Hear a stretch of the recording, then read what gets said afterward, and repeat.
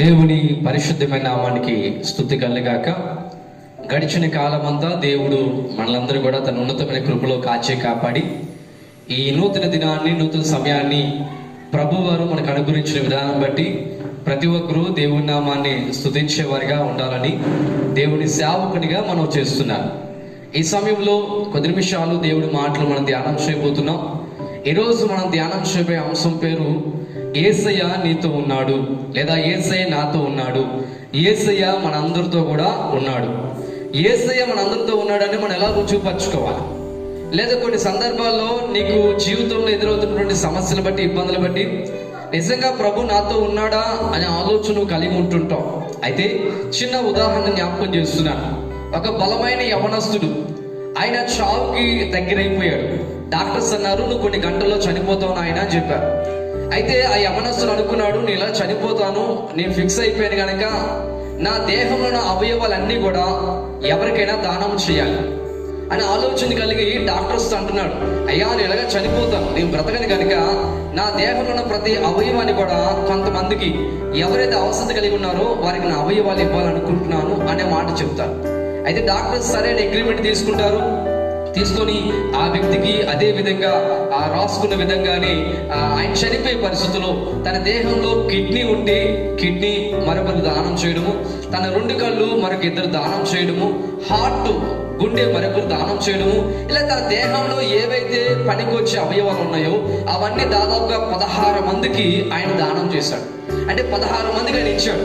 16 మందికి ఆయన ఇచ్చి తర్వాత యవనస్తుడు చనిపోయాడు. ఆలోచించండి, యవనస్తుడు బాహ్యంగా చనిపోయాడు కానీ ఆయన అవయవాలు 16 మందిలో పనిచేస్తున్నాయి. అంటే 16 మందిలో కూడా ఈ యవనస్తుడు బ్రతికే ఉన్నాడు. అలాగే యేసు క్రీస్తు వారు నీ కోసం నా కోసము కల్వరి శిలువలో ఆయన చనిపోయాడు, మరణించాడు. అయితే ప్రస్తుతము ఆయన శిలువలో మరణించాడు కానీ ఆయన నీలో నాలో జీవిస్తూనే ఉన్నాడు.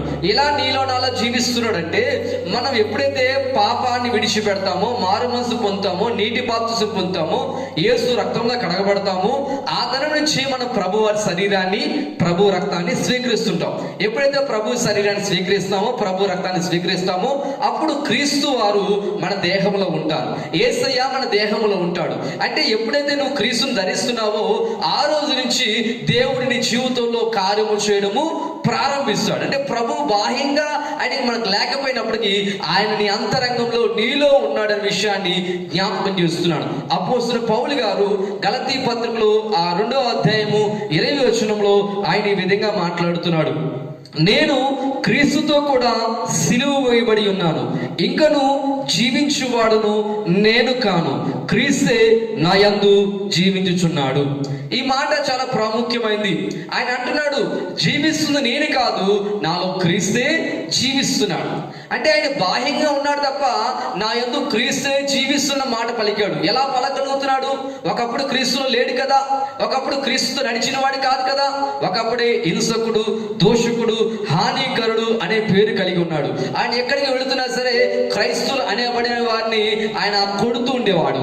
ఆయన చెరసాల తీసుకుని వెళ్ళిపోతున్నాడు. స్త్రీ పురుషులు ఏ భేదం లేకుండా ప్రతి ఒక్కరికి ఆయన శిక్ష విధించడానికి ఆయన తపస్సు మార్గంలో ప్రయాణం చేస్తున్నాడు. అటువంటి పరిస్థితులు యేసు క్రీస్తు వారు సౌలుని దర్శించారు.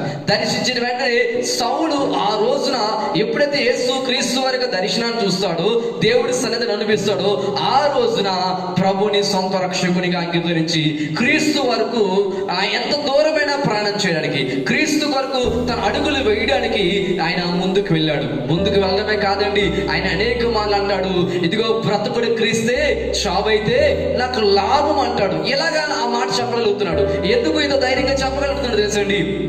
ఆయన యేసుని అంగీకరించాడు, యేసులో ఆయన ఉన్నాడు, యేసుతో ఆయన నడవగలుగుతున్నాడు. కనుకని ఇప్పుడు జీవిస్తుంది నేను కాదు, క్రీస్తే నాలో జీవిస్తున్నాడనే మాట పలుకుతున్నాడు. కనుక నువ్వు ఏ స్థితిలో ఉన్నా, ఏ పరిస్థితుల్లో ఉన్నా యేసయ్య నీతో ఉన్నాడు. నువ్వు బాధలో ఉన్నావా, నీతో ఉన్నాడు. కష్టంలో ఉన్నావా, నీతో ఉన్నాడు.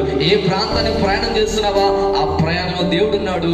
నీ జీవితంలో అవమానాన్ని, నిందని, కష్టాన్ని, సమస్యని తొలగించి నీ జీవితంలో జయ జీవితాన్ని ప్రభు ఇవ్వబోతున్నాడు. కనుక ధైర్యం ఉండు. నీకంటే నీలో ఉన్న దేవుడు గొప్ప గొప్పవాడు అనే విషయం జ్ఞాపకం చేస్తూ ఈ మాటలు మీ అందరి హృదయాల్లో ప్రభువు నీరు కొట్టి ఫలభరితంగా మార్చునుగాక. నమ్మిన వారు కళ్ళు మూసుకుందాం, ప్రార్థన చేద్దాం. మహాపరిశుద్ధులైన తండ్రి, దయగల దేవుడా, మీకు వందనాలు. ఈ రోజు నీ బిడ్డలు ఈ మాటలు విన్నారు నాయన. విన్న మాటలన్నీ వారి హృదయాల్లో నీరు కొట్టి ఫలభరితంగా మార్చమని, అయ్యా నిరంతరం వారిలో నీ ఉన్నావని విషయాన్ని వారు గుర్తు చేసుకుంటూ నడవడానికి కృప చూపించమని ఈ ప్రార్థన యేసయ్య నామములో అడిగి వేడుకుంటున్నాము తండ్రి.